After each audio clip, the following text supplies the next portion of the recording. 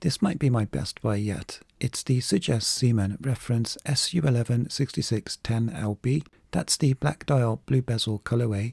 This watch packs the high beat SeaGull ST2130 automatic movement. And boasting what I'll show you is a precision finish and detailed build. This Sugess watch leaves behind other Homage watches bearing this familiar silhouette. So if you want to find out what this is for, and level up your watch collection with a standout timepiece, then stick around to see why so many enthusiasts rate this Homage watch as the one to beat. They retail at the higher price point for a Homage watch. Yeah, I know some owners are collecting more than one colorway. So what's the attraction? Let's find out. I've switched location to my cat's bedroom and makeshift workspace today, if I can get enough light in here. It's just warmer than where I normally film, but it's still me, see? You should know that this watch is also marketed as the Seestern Ocean Star S421. In fact, we see Sugess and Seestern branding on my box contents. I prefer the Sugess branded watch that I have because it has additional detailing. I'll get to that. But they're otherwise the same watch from the same group, and I'll put an affiliate link in the description to where you can find the Sugess model. If you use the link to buy something, I can earn a small fee. No other disclaimers because I purchased the watch with my own money. And also, that's the plan going forward. If it's on my channel, it's because I like it enough to buy it and show you. I think that looks after you guys better. Let's start with the dial. It's a simple black dial with contrasting creamy coloured applied indices that perfectly match the handset loom for a nice warm vintage tone. I love the almost handwritten style, bold white typography, Sugess branding. Minimal letters keep the dial nice and clean here. The macro lens shows high build paint, giving those letters a little height. This is where you'd instead see Seestern on the Seestern branded watch. And at the 6 index, this is where you'd see the name Ocean Star on the Seestern watch. Whereas the Sugess is called the Seaman. There is whisper of some scallywags skylarking with the pronunciation, which perchance gave rise to the Ocean Star moniker. Anyway, the Sugess watch impresses with this extra detail that you don't get on the other watch. The lateral surface of this cylinder is etched with Sugess repeated around it. It's that kind of detail that elevates a watch. The handset is spectacular. Here's the difference between the handset on a cheaper Homage watch and the Sugess on the right. The watch on the left has what I believe are brass hands with overly shiny metal look paint dumped on them that makes them look like painted plastic. In contrast, the hands on the Sugess watch are completely flat and look like steel, which I suspect they are. The hands on the Sugess have perfectly sharp cutouts and right angles that the other watch does not. This is just one area where the Sugess justifies its premium, setting it apart from other Chinese Homage watches. It doesn't stop there. Moving on to the case and bezel, the case alone makes this watch feel extraordinary. It decimates every other Homage watch I've covered on this channel in terms of the case build and precision finish. These flanks look hand polished? Could be. What do you think?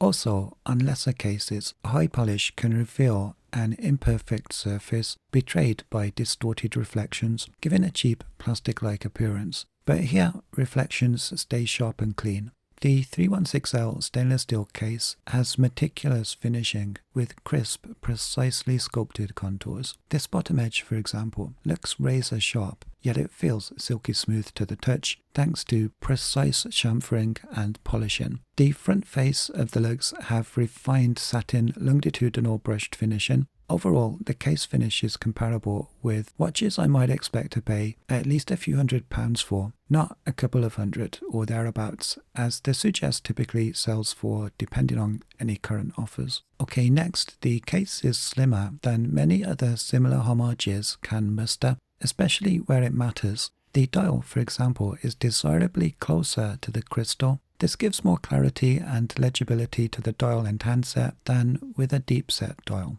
From the side, we see the sapphire crystal is very close to being flush with the bezel insert, and the Sugess has a very flat case back that keeps the watch hunkered low down on my wrist. All those details keep the case height to 12.5mm and provide outstanding comfort. The 120 click unidirectional bezel feels precise with defined clicks and consistent resistance. The best way I can explain it is that some bezels make you want to rotate them just for fun and others don't. In this case, it delivers that tactile satisfaction. The bezel insert is scratch resistant ceramic.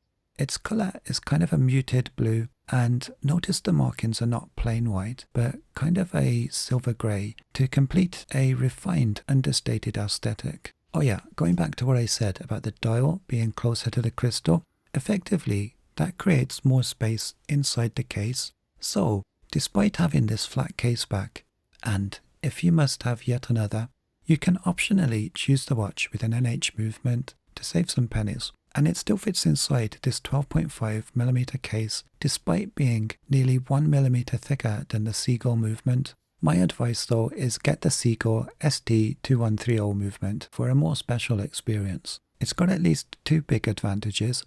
I'll explain while we take a peek at it.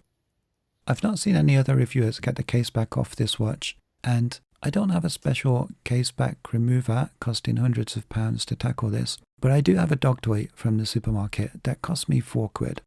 And with some modification and some improvised genius, now I have a case back remover and with added disco lights. Now, will it work?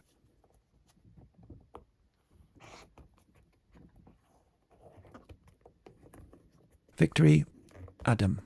You saw it here first, subscribe.